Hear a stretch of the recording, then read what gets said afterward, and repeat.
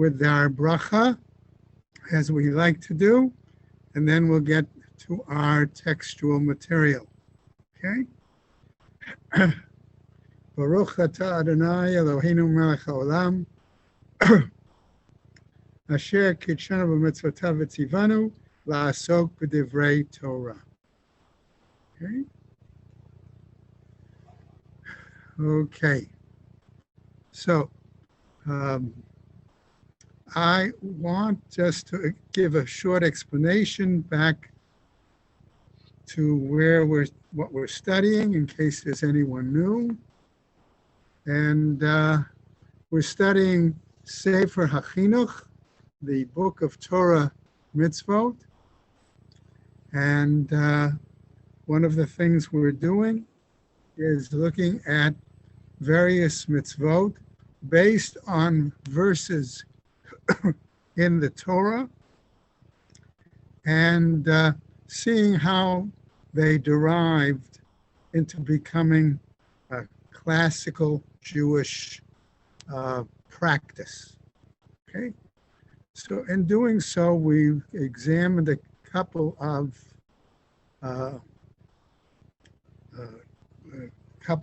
cases already, and we're now really looking at our third topic.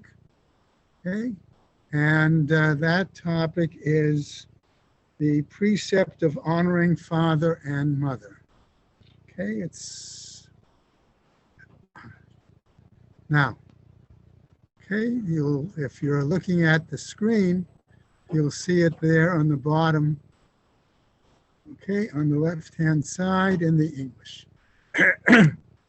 Now, we've seen the first few precepts or mitzvot came from beginning parshiot in the book of Breshit.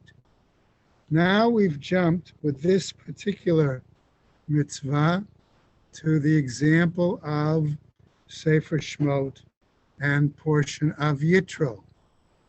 And we pointed out, as the text sort of shows us, I'm going to see if I can use the pointer there for a second down here, okay,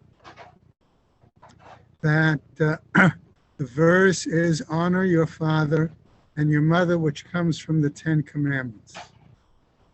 And last time, as we began this particular mitzvah, we talked about the fact that this is not the only example in the Torah that we find this kind of a reference. Instead, we find another verse, okay, and which has some different language, clearly, which is in Leviticus, okay, that says, Ish aviv ve'imo tira'u ve'et shabtotai tishmaru. Okay? The father or man should his father and his mother fear, and then it goes on to talk about Shabbos. So in this particular case, however, he is focusing as the core, let's say, pasuk, the core verse for this mitzvah, on the verse from the Ten Commandments. But notice he uses the phrase, and I'm going to point it out here again, in our oral tradition. So here he is informing us immediately that he's going to be citing examples from the Mishnah, from the Talmud, perhaps from rabbinic literature in other places like Midrash,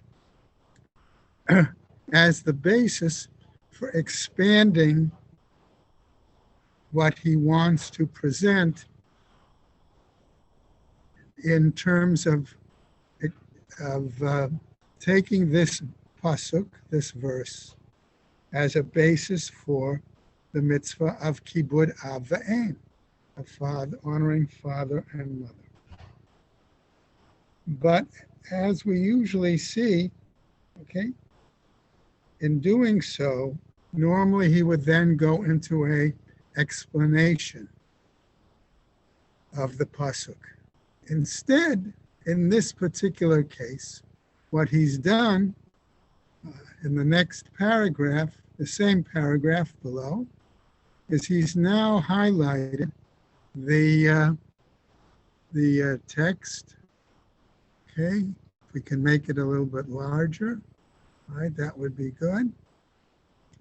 Okay, and saying specifically, right, what it is to provide food and drink, clothing and raiment, and take them in and lead them out.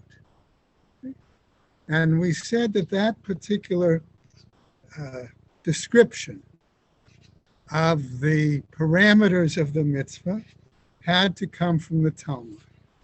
And we found that source in Gemara Kedushin 31b, where it said, our rabbis taught what is fear and what is honor, reminding us that there was that other verse also.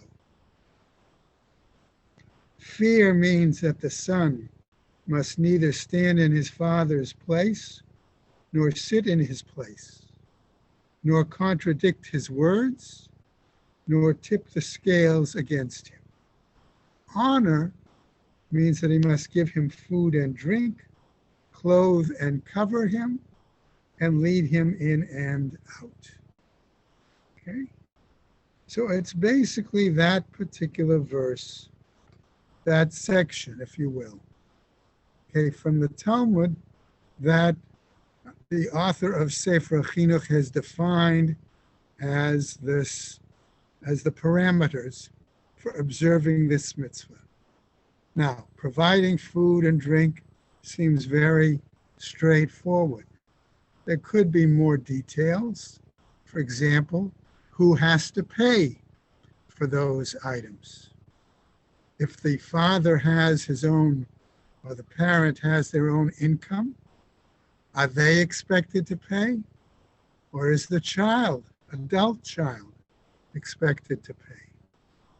Clothing and raiment, okay, we could say the same thing. Finally, the third example, to take them in and lead them out, that is a bit more complicated in the fact that it's not clear. Does that simply mean if they have to go to the store, for example, is it the child's responsibility to make sure that the parent can do that if the parent can no longer drive? Or does it mean to provide, again, financial means for the parent to be able to take a taxi or take an Uber or whatever? Okay. Or is there something more physical in that example as well? So as we go on to continue, we can see that the author doesn't go into the details of those parameters. He's going to skip that till later in his discussion when he talks about the laws. And here, okay, we're going to see instead an explanation of what's the purpose of this mitzvah. Okay? So if we look at this next page, okay, we can see towards the end of the top paragraph. Okay, again, I'm just going to sort of point out the area along over here. Okay, this, right? Since they brought him into the world, and then too labored through many trouble over him in his early years. So this is a reference to what we call Tsar Gidul Banim, the idea that the rabbis had this concept that raising children was not an easy task. and that the parents go through a great deal of effort, sometimes even sorrow, okay, or pain, difficulty in raising a child, okay, to adulthood. So the implication seems to be here that, he says, in essence, he should not be an ingrate. One should acknowledge, okay, that the child should acknowledge what they've done, the father or the mother has done for them in raising them, establishing them. It may depend on some of the other mitzvot, which a father has to do for a child, excuse me, such as teaching them how to swim, or perhaps helping them begin to establish a livelihood. Okay? But there is a reason that the author begins by saying this respect for a parent shows that one is not an ingrate. And that's what he leads to in this next paragraph, because he then tells us very clearly, when he sees this quality firmly in his character, a person will then rise from this to recognize the goodness of God, etc. Okay? So for our author, okay, he's taking a classical rabbinic perspective, probably found in Maimonides' Guide to the Perplexed, in which he's telling us that respect for parents ultimately is what's going to lead someone to the idea of respect for Hashem. That if you understand that you're grateful to parents for having fed you, raised you, clothed you, took care of you, then that personal thanks also needs to be extended to Hashem for bringing us, not only as individuals, but as human beings into the world and allowing us to grow, develop. Okay? And therefore, he tries to suggest that specifically here in this middle paragraph, with what did Hashem give us? Particularly a cognitive and intelligent spirit, implying that if Hashem had not given us this two aspects, and I'm going to explain why it's two in a second, cognition, knowledge, intelligence, okay, we would really be no different than animals, okay, is his point. And that's what he says. He would be like a horse, like a mule, without understanding, citing a verse in Tehillim. Okay? But there is a, if you will, a side component to this as well.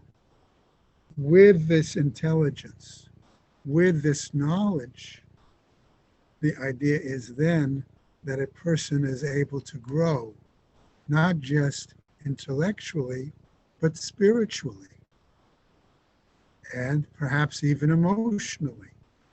And in that way, that again is going to make a human being far different than an animal. Okay?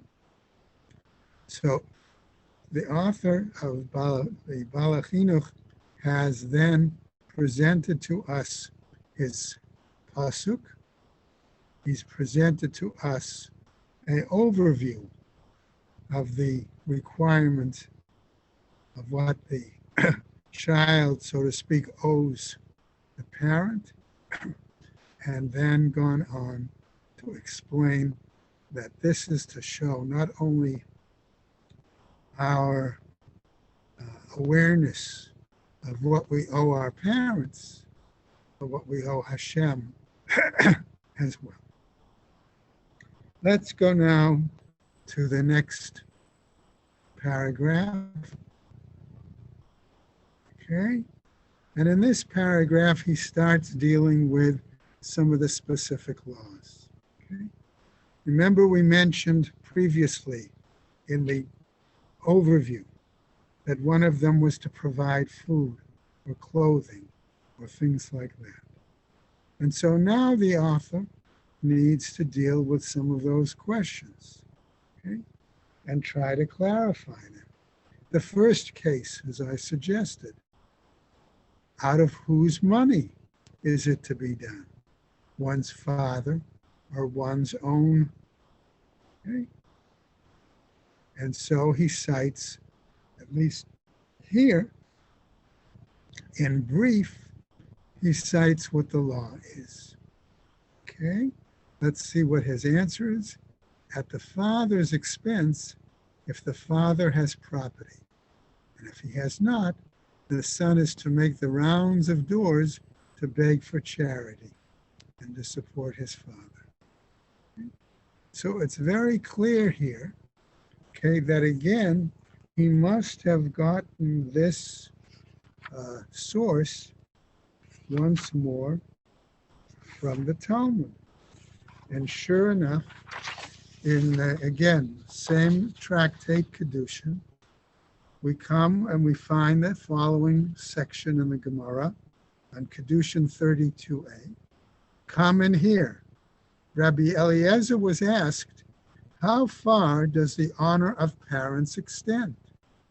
Said he, in other words, Rabbi Eliezer, that he should take a purse, in other words, a bag of money, throw it in his presence into the sea and not shame him. If he takes money and be able to throw it away and the father is not angry with him. But if you say at the father's expense, what does it matter to him? It refers to a potential heir. In other words, if the father wouldn't care, right, but the implication is the son should care, right, in this case. So again, the idea is whose property is it based on? Okay. Elsewhere, he then goes into the second example of a law, okay? Implying, by the way, there that if the father doesn't have the money, the son could even go begging to support him. Notice, remember our verse said, honor your father and your mother. Honoring one's father and mother. So he raises the next question. Which of them takes precedence? Again, right? It would seem that we would need a reference from the Talmud. And in this case, we won't read it inside, but just share with the fact that for the most part, in regards to honor, the father, okay, may take precedent. In regards to fear, we might say the mother takes precedent. Why is that the case? Again, the Talmud wants us to understand that since one could learn with one's father, that is the basis. Okay? But with fear in terms of mother, one normally would have fear of father, and therefore mother was presented first in the verse. Okay? But the last item the Talmud there suggests is that the mother also would have a certain amount of honor towards her husband. And since both the mother and the child are expected to give honor to the father, that is why he takes precedence. Let's look at another case, another law. If a parent is willing to forego his honor, is it then permitted to ignore his honor? Again, once more, the Talmud. Okay, if the father forgives, in other words, he gives up his honor, what's the status in that case? Okay. Again,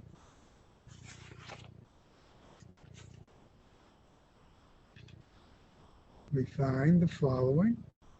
The Holy One, blessed be He, placed the honor of the father before that of the mother, as revealed and known to him who decreed and the world came into existence, that a son reverences his father more than his mother because he teaches him Torah. That's what we saw before. Okay? However, in this particular example, okay, we find that the rabbis also emphasize a story, and I want to share that story. Some of us have, I'm sure, heard this piece of Agadita. Okay. It was propounded by Rabbi Ula. How far does the honor of parents extend? He replied, go forth and see what a certain heathen, Dana son of Natina by name, did in Ashkelon. The sages once desired merchandise from him, in which there was 600,000 gold denarii profit. But the key was lying under his father's pillow, and so he did not trouble him. Rabbi Judah said in Samuel's name. Rabbi Eliezer was asked, how far does the honor of parents extend? Again, same example. Go forth and see what a certain non-Jew, Dana, son of Natina, by name, did in Ashkelon. The sages sought jewels for the effort at a profit at 600,000 gold dinars. Rabbi Kahana taught 800,000, but as the key was lying under his father's pillow, he did not trouble him. Now, says the Gemara, the following year, the Holy One, blessed be He, gave him a reward. A red heifer was born to him in his herd. When the sages heard and went in to him to buy it, he said to them, I know you that even if I asked you for all the money in the world, you would pay me. But I ask of you only the money which I lost from my father's honor. So again, even these pieces of Agadita come to try to tell us and point out that particular aspect. Okay, so here, the last example, and how is a parent honored even in death? Okay, once more, okay, again, a source from the Talmud. He must honor him in life and must honor him in death. In life, one who is heated in a place on account of his father should not say, let me go for my own sake. Okay? In death, if one is reporting something heard from his mouth, he should not say, thus did my father say, but thus said my father, my teacher, for whose resting place may be an atonement. Therefore, he must say, his memory be for a blessing for the life of the world to come. Okay?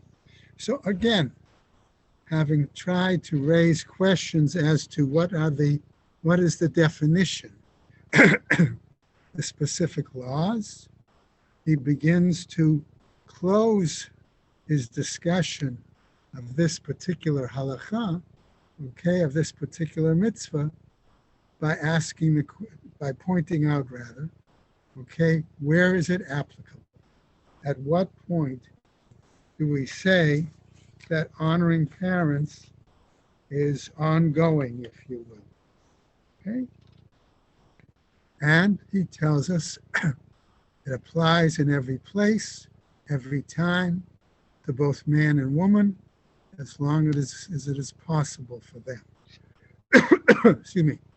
Now, notice he translates possible for them, men and women.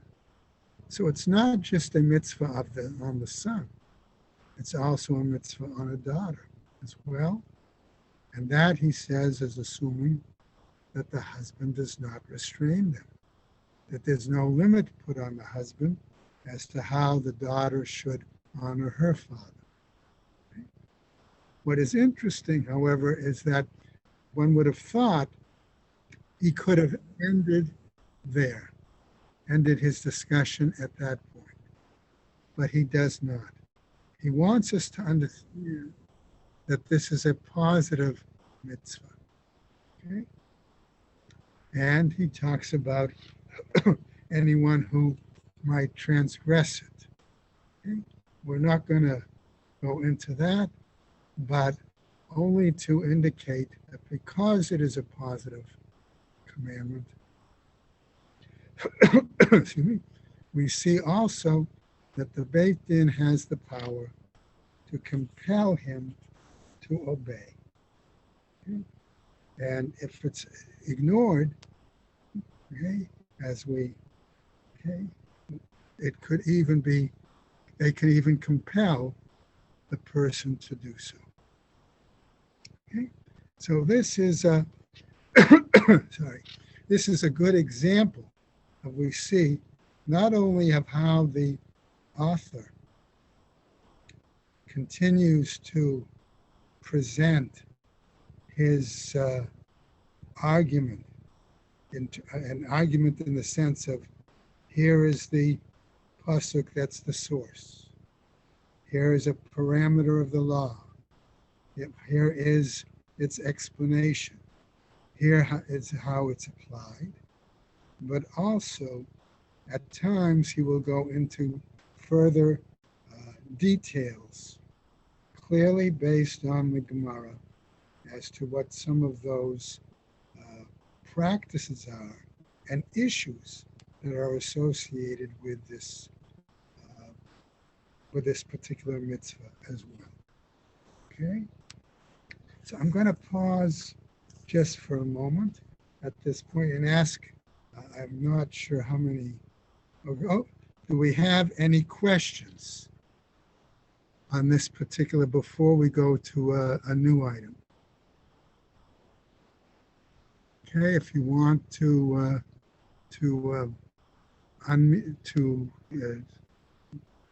Okay. move. Rabbi, do you hear me? Yes, yeah, go ahead. Did you imply at one point of an unequal honoring? Yes, I did. In other words, it is clearly, at least from the rabbinic sources, that the honor towards the father seems to be higher than the honor towards the mother. Whereas having fear for the mother, in other words, awe, respect for her, based on that other verse, okay, is the higher point than the father, because it was felt through these sources that one would naturally have fear of their father, and therefore the rabbis had to, if you want to say in today's language, upgrade, okay, or emphasize, okay, the need to be able to have fear also for and awe, respect for the mother. Okay? Okay, but to use a word from yesterday's class, ambiguity. Ambiguity. Sometimes the need of one parent is different than the need of another. True. Very true. Okay? So that's where we would get into that other example of, is it a situation? I'll respond this way, Dave. Let's take the example if somebody is divorced, the parents are divorced, okay? To whom does one owe greater honor and respect, okay? Then that's serious question as to that may be an example of where their needs may be quite different, and where the needs of one may be satisfied by, let's say, their own financial resources. The needs of another may require the expenditures on the part of the child. Okay? Okay. All right, anyone else? I have another question. Okay. It I doesn't don't apply to me at all, but I was just wondering, Right. what about a step parent? Very good question. Okay? Mhm. Notice he does not refer to that, But the answer I might share with you, or possible answer, is the thought that elsewhere in the Talmud, there is a sentence that says, not the one who raises the child is the important, not necessarily the person who gives birth to it. Okay? So the implication from that verse, that statement in the Talmud, implies that if one is involved in raising the child, okay, even though they did not, let's say, contribute physically to the birth of the child, okay, the child has the same kind of responsibility. Mm-hmm. So I think it was an excellent question, and I can only, as I say, cite that example from that statement in the Gemara that might lead us to think in that direction. Okay? Thank you. Anyone else? Other questions? Okay. All right, then. Okay, so what I want to point out as we continue is, remember, the author decided to go parsha by parsha. And at the first session that I gave, I explained that part of his reason was we're in Shul every Shabbos. People might ask, number one, how many mitzvahs are in a particular parsha, or what mitzvahs are in this particular parsha. And his hope was that this would also bring children in to follow the Torah reading, so that they could see then, oh, well, here this pasuk being read, and now through this book that he's written, because remember, we're saying that this is not a book of psak, it's not laws, but it is education about the law, the development of the law. Okay? That they would therefore find an opportunity to draw closer to observance. Okay? Now, as I said, the first couple of examples we chose were from initial parshiot in Sefer Breshit. Okay? Breshit, Lech Lecha, things like that. With the example of Kibud Av V'Em, we jump to Sefer Shmot, and particularly the Aseret HaDibrot, the Ten Commandments. So since we're there, okay, in Sefer Shmot, all right, with Aseret HaDibrot, the Ten Commandments, I thought it would be now appropriate for us to examine a very different mitzvah. Okay, this one does not have anything to do per se with family, but it is a very important mitzvah.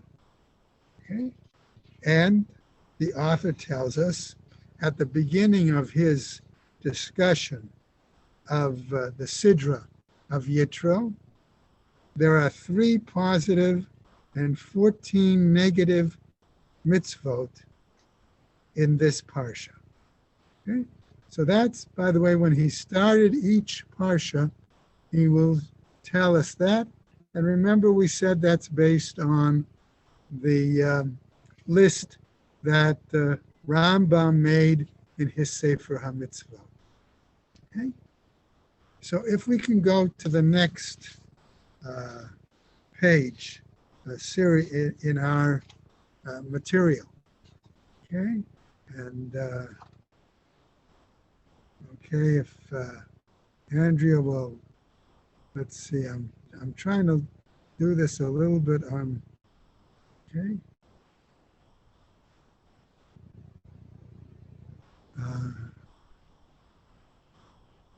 Okay, so we're going to go to the next page, Andrea, if you can hear me. Okay, no, one more, Andrea. Okay, I'm still Show next page. All right.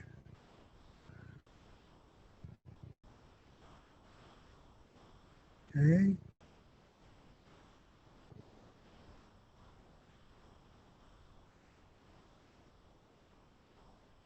All right. We're still having a little technical issue here.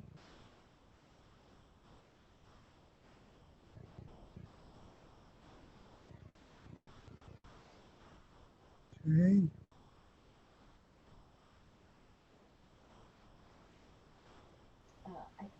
Am I on the right page, or did you need me to No, move ahead no. one more page? One more. One more.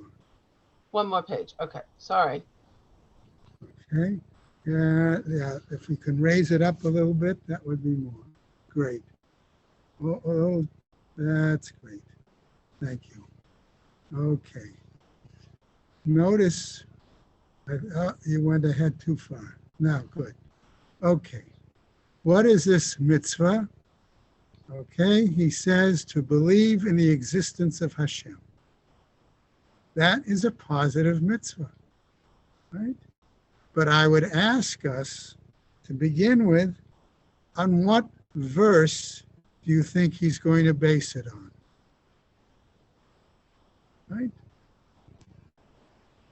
I don't know of any verse that specifically says in the Torah, okay, itself, thou shalt believe in Hashem. Okay? And so when we ask that question, I think it's interesting to see, okay, that he has to still find a pasuk, find a verse to clearly use as the foundation for this mitzvah.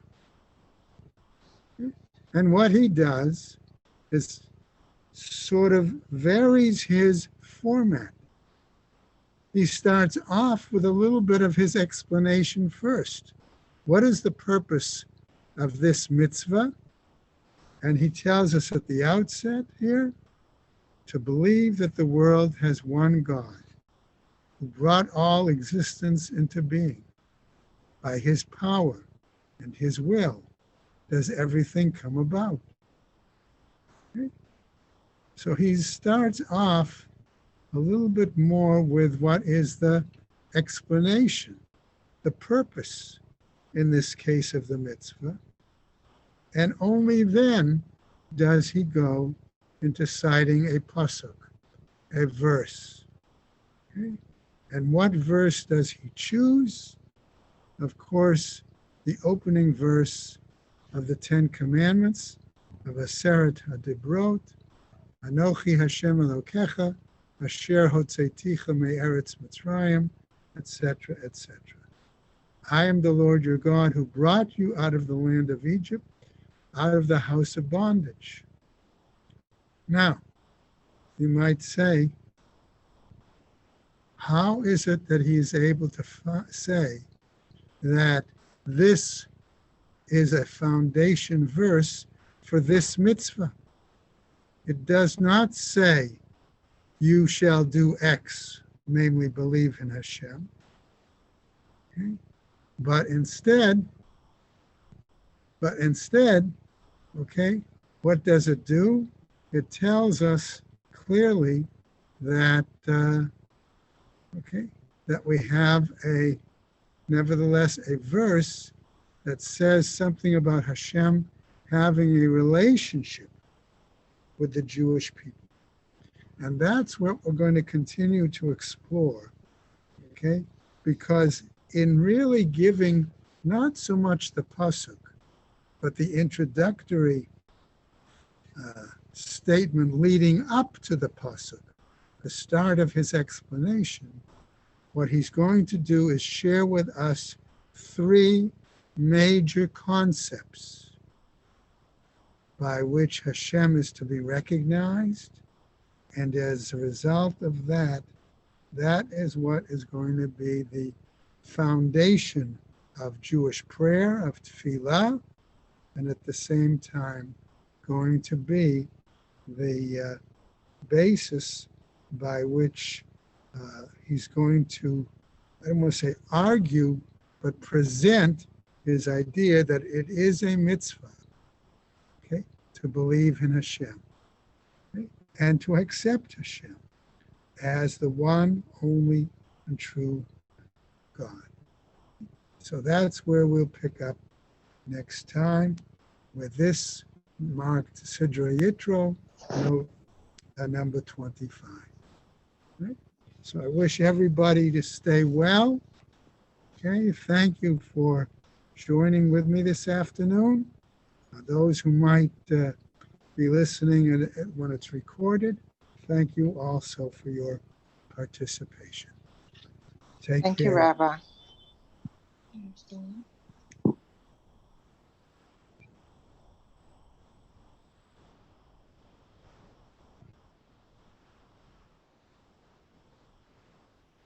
Thank you. Thank you very much, Rabbi Greene.